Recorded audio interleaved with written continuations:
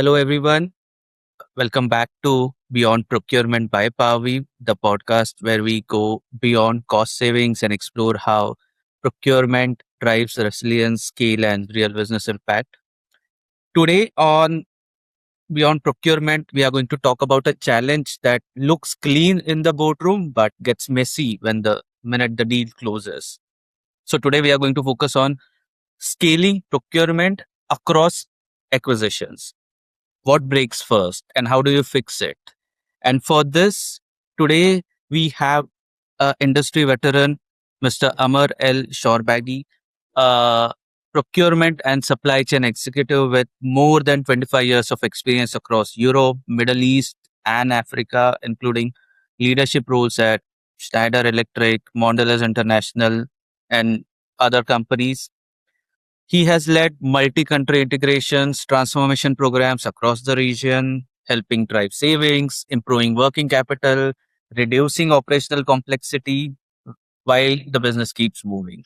So, in this episode, we will unpack what leaders underestimate during mergers and acquisitions, why systems are rarely the first problem, and what actually works in the first 6 to 12 months post acquisition. With that, thank you, Amar, for joining us today. I'm sure this is going to be a great episode because of the lovely topic that we have it here. Thanks, Deepak. Thanks a lot. Thanks for giving me this platform. So interested and really looking forward for a very engaging discussion. Great. So, we'll directly jump into it. You have led procurement across multiple acquisitions and mergers. What is when a deal closes, what is usually expected from procurement in the first 90 days? There is a big difference between expectations and reality. Okay. Expectation, as anyone who has put money, expectation is that we need to have a return on investment. So the first ghost that it is hunting the procurement is a very massive word called synergies. You'll be hearing it all the time. Synergies on manpower, synergies on spending, synergies, as if you have, I feel that at this point of time, I'm the Harry Potter. I have the wine stick. I'm doing like this. Everything is changing. Yeah. But let me say the reality. On papers, you can find a lot of synergies. Yes, on papers.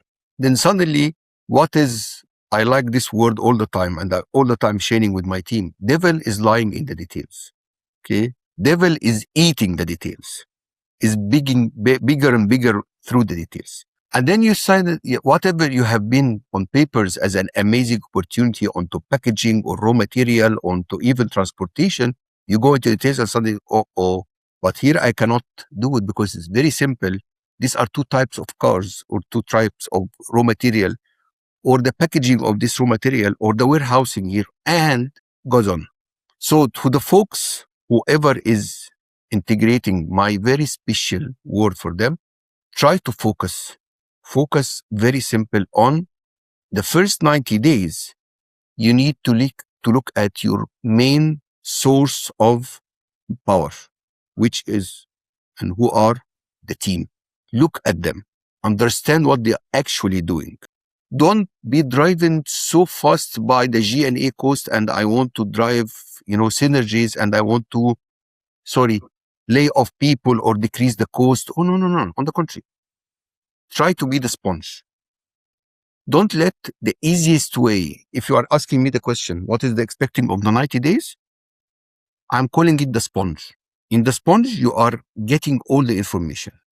You are studying well, so that you understand exactly to the very lower level of the organization who is doing what and what they are doing and the functionality of this doing.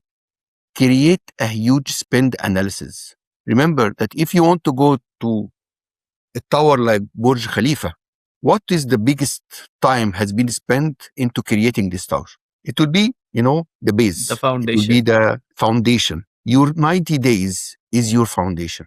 If you make it right, believe me, it will be an amazing M&A. So I like the concept of sponge that you brought in, Amar. on how you need to understand the system, absorb what is there, so you can figure out the next steps. With that in mind, in your experience, where have you seen the biggest gap? What aspect is where you have seen the biggest gap when it comes to the board expectations and the on ground reality? Yeah, I think this is somehow what is calling the reality check. You know, when you have a checkpoint, this is your first reality check. When I have seen tons of leaders are over promising, and sometimes one of the fatal mistakes that procurement is not in the decision making board, because sometimes procurement in a lot of cases either they are reporting to finance or reporting to value chain, so they are not on the table, so they are being executors, so they are called after the decision has been taken. And here I'm seeing huge number of leaders, huge mistakes happen in front of me, that's, you know, a very promising M&As or merging and acquisition or even integrations on paper, very promising, but because the power of saying the truth, procurement leaders should have the power of saying the truth, the instinct of saying the truth, not over promising. I understand that when you are, as an investor, when you are putting money, you want it the highest return on investment and the quickest. No, you'll give him the highest. You assure him that you are giving the highest, but maybe not the quickest, but the highest.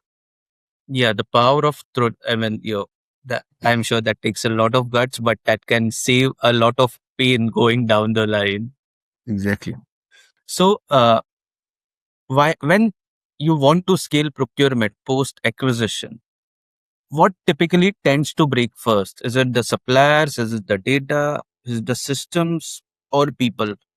Believe me, if you only thinking about scaling your procurement team or procurement data or procurement systems post acquisitions, you already put the first nail of the coffin of the procurement team.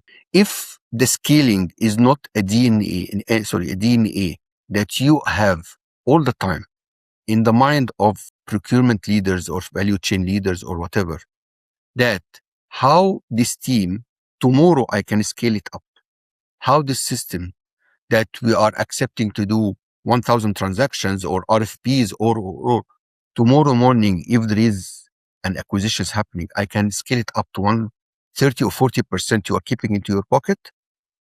So good luck, because I have, again, this is what is calling, I all the time seeing myself is that the big difference between the first world or the developing countries and the developed countries, or that whatever, call it, developing companies, multinationals, whatever, and the developed, is that how they are ready and absorbing any change, how they are agile. Here the agility is the name of the game.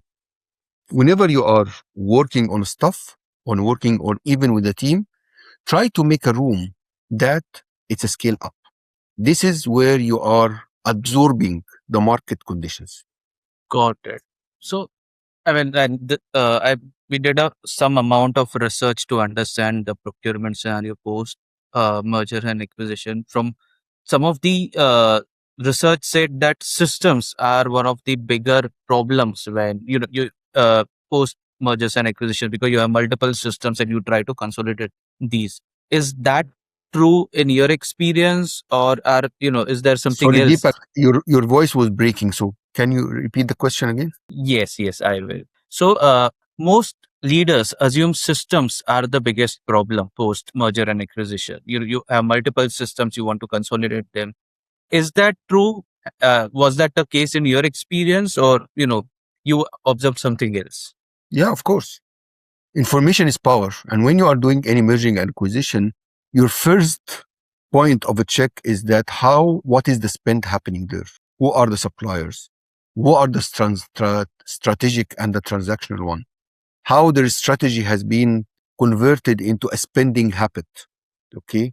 How can I am benefiting of the power of two, power of three? And all of this is being done through systems.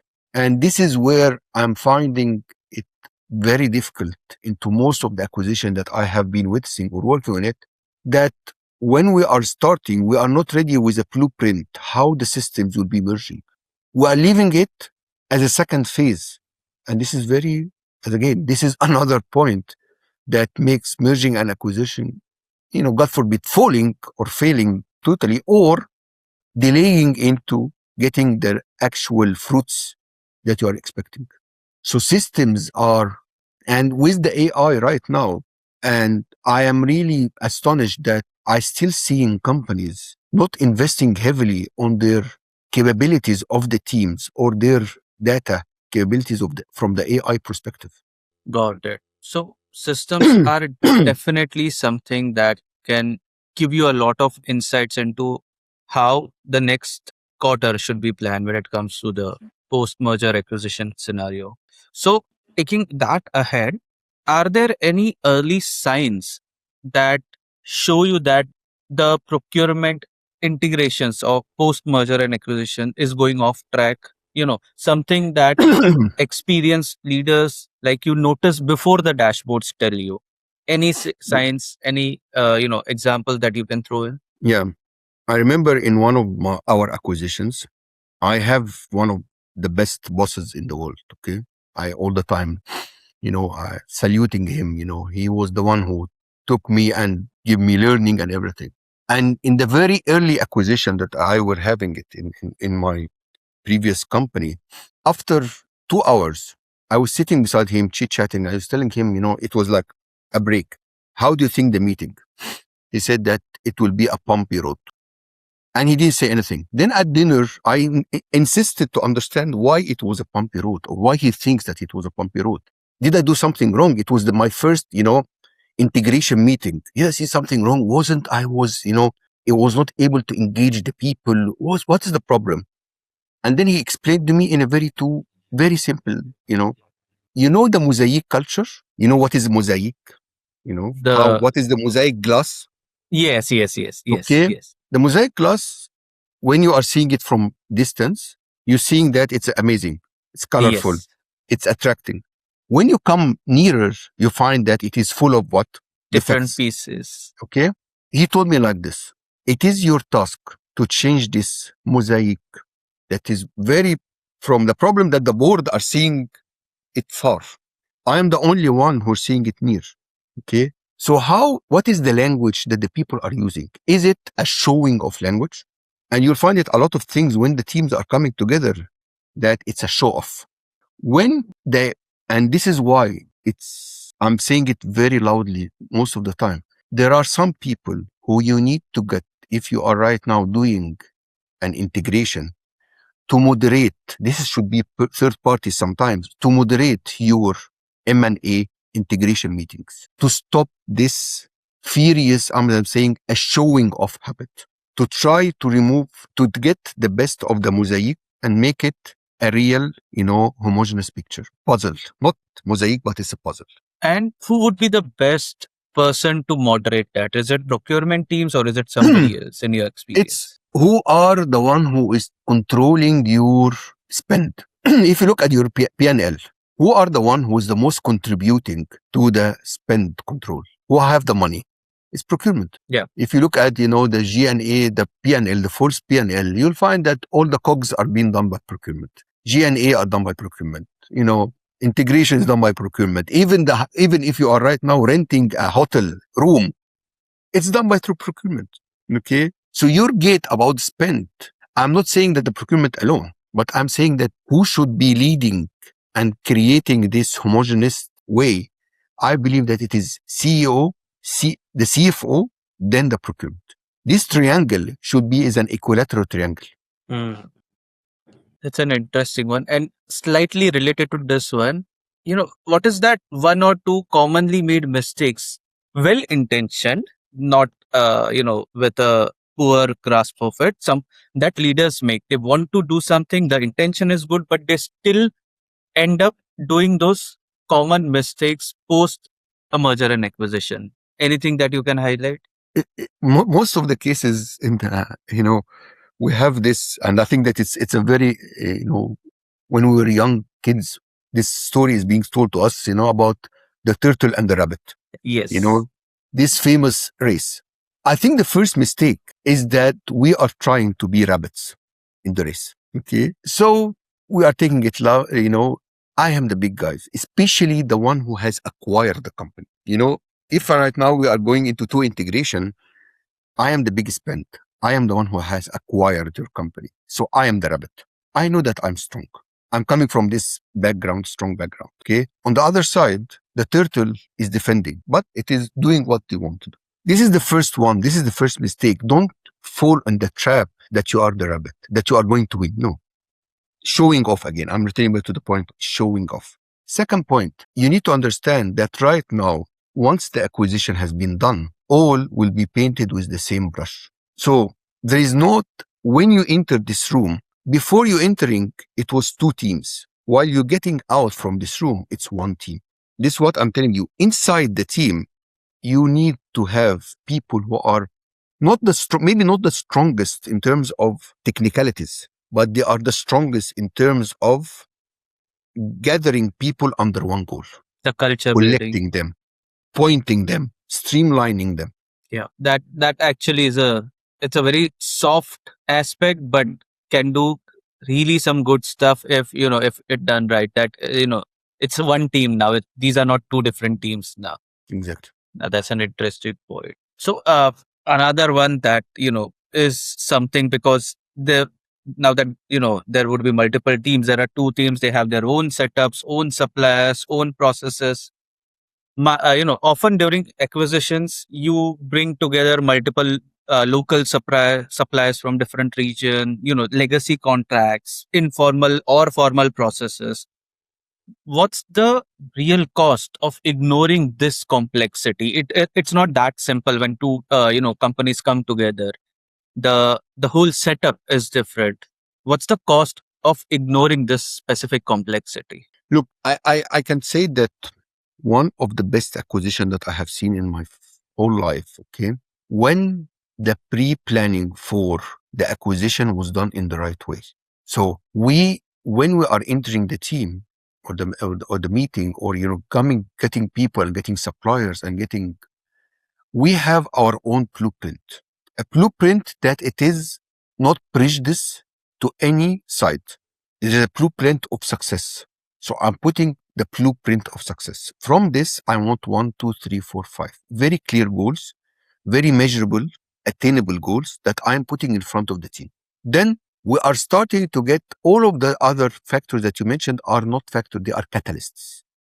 They are the one who are creating for you the bigger picture. You have local suppliers. Believe me, each one have something that can add to the recipe of success. Okay. I believe that we have 2 ears, but in the integration, you should have all your face full of ears, because you need to listen. As I told you, the sponge, to listen, look at your mainstream, which is the blueprint, and start to put all the factors, different factors that it is successing, or, pushing this blueprints to success. Okay. I return back to the point that you mentioned about the systems. Okay. Because in our world right now, contemporary world, it's not only, most of the integrations are not only a human driven.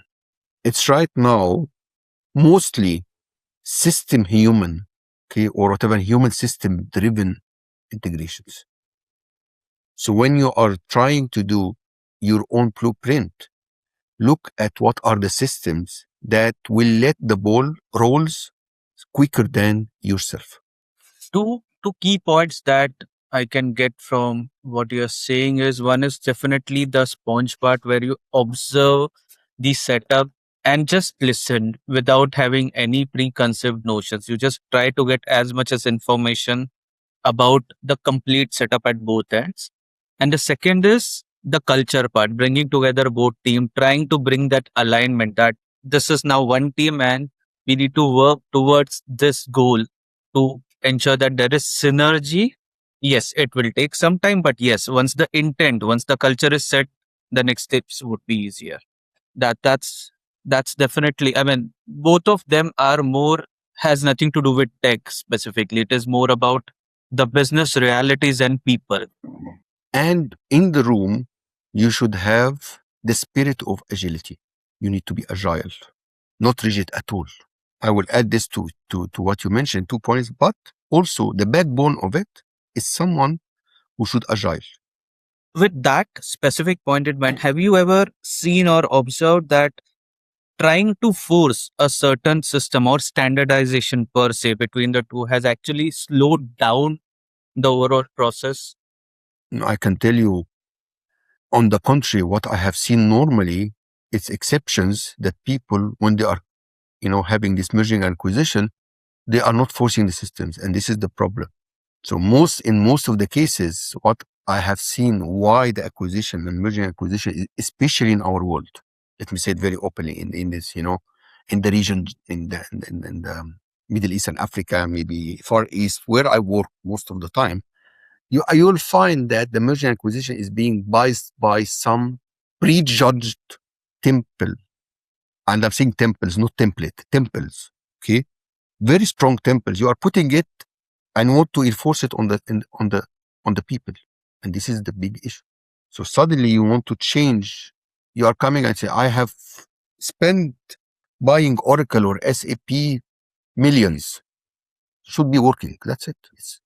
I spend my operating model that I did it last 2 years. I got one of the big fours to create for me this operating model, and I paid so much money. Okay, this operating model should be, as I'm telling you, you are trying to put, it's a mosaic here. You are trying to put the mosaic.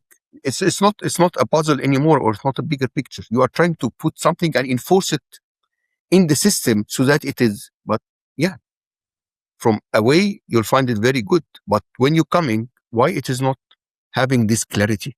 The functionality is not working. And believe me, it could be working for 3, 6, 9, 1 year. But suddenly, below the line, below the time, after the adrenaline has been faded out, okay, you'll find mistakes are being showing off and off and off. God. So, is there a thumb rule or a benchmark on deciding what to standardize and what not to? Any initial thoughts around those? I think the backbone of standardization means that how I am pronouncing the data. What should be my datum explanation of the data? If I put KPIs, what is this explanation? This should be the backbone. If right now, today we are two people, happen to sit in a one room, we don't know each other, but we need to find a common language. All the time I'm saying that the common language is, the easiest way to find the common language is that to explain what are my KPIs, key performance indicators. In this company, I am looking, in our team, we are looking for this. So what are the key performance indicators? Put it in front of you. Let the people see it. Let the people understand it. Let the people feel that this is your, whatever. It's a new holy book. Walk through it. But also, even it's a holy book, you need also to give room for people or for the two teams to create their own input. So you have the backbone, and this backbone you need to have increase to it. You need to modify it so that you end up with a clear KPI set, common language that we are talking. Then moving on. When you put the KPI, this is the first one. Second, what is the implementation? What are the milestones?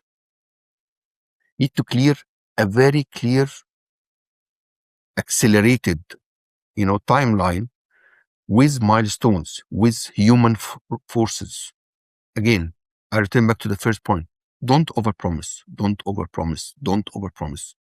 Try to give a clear picture. Got it. And that will certainly help the procurement teams build that trust that is needed with the right stakeholders. Exactly.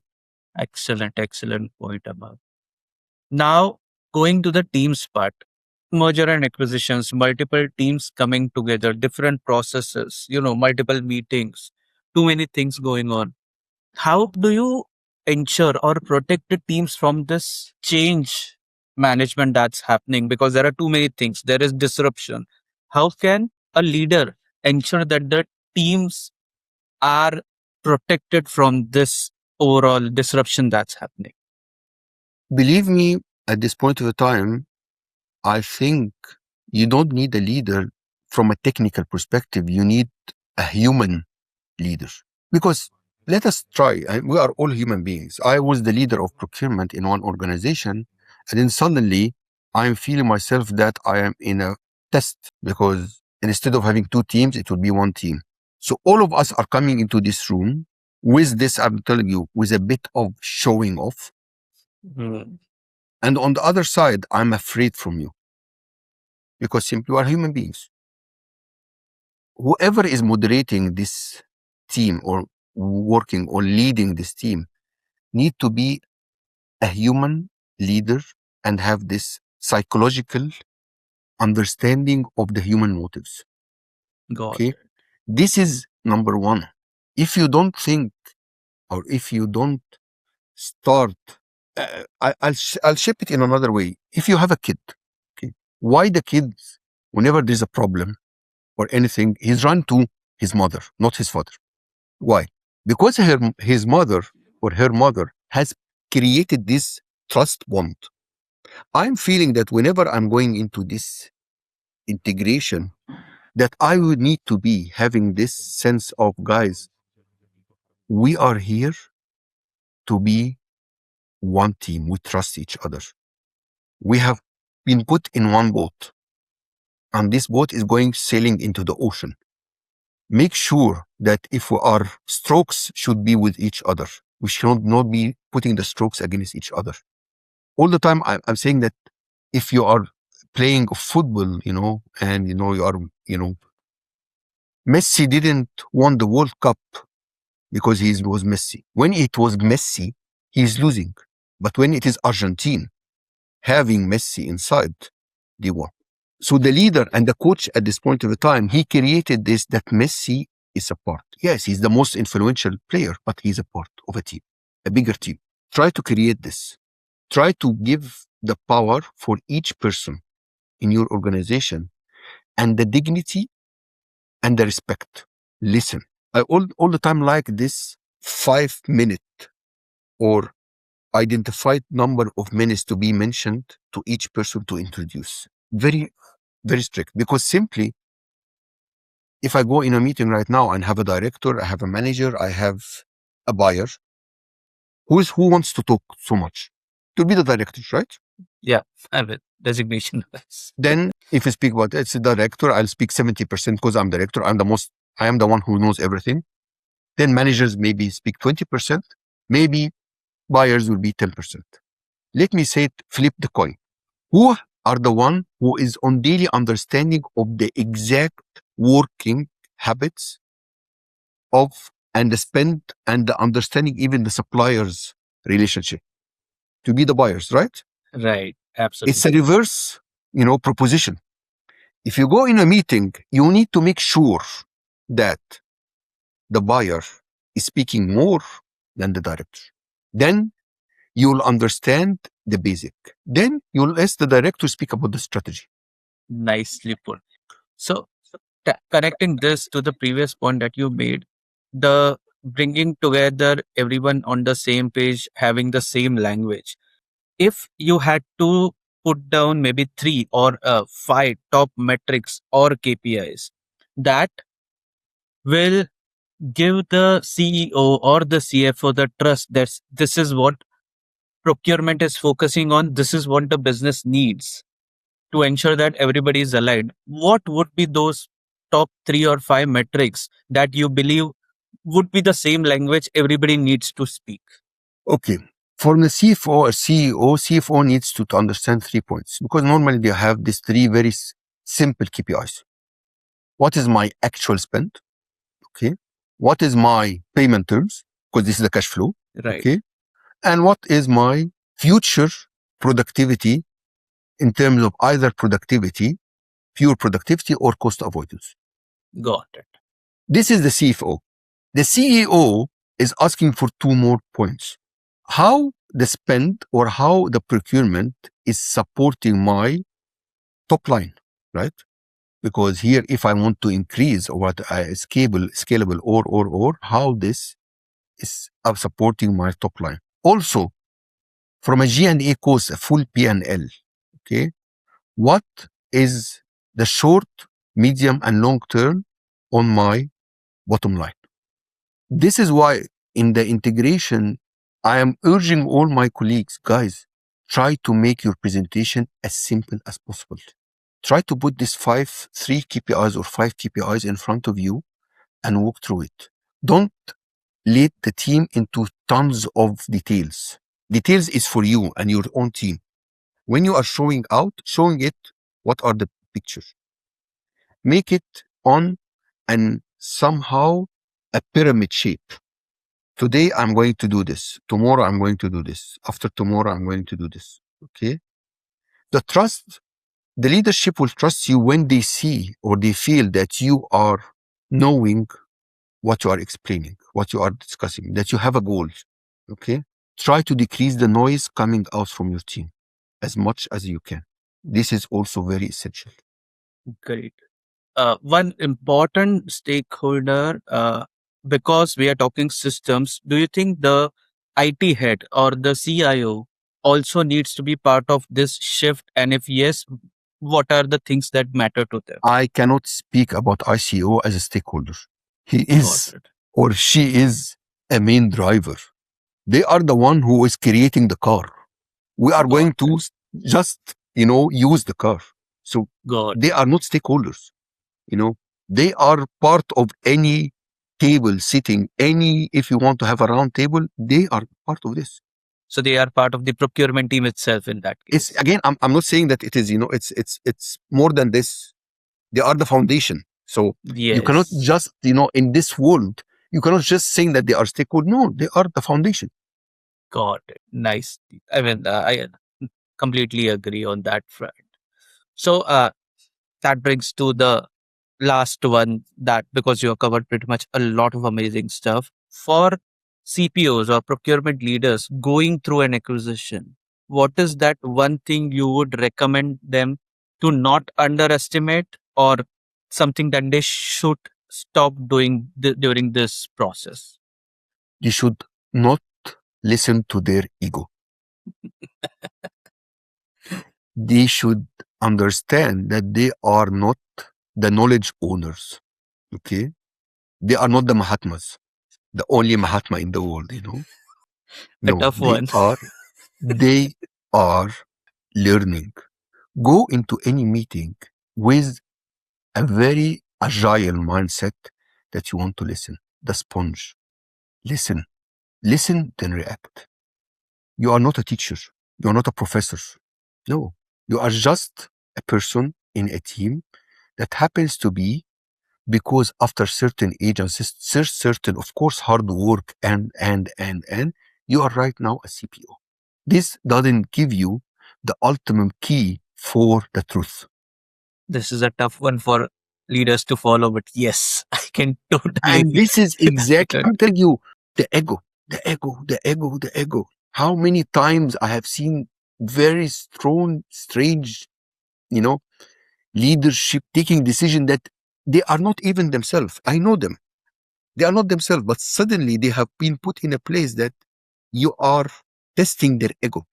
And that's it.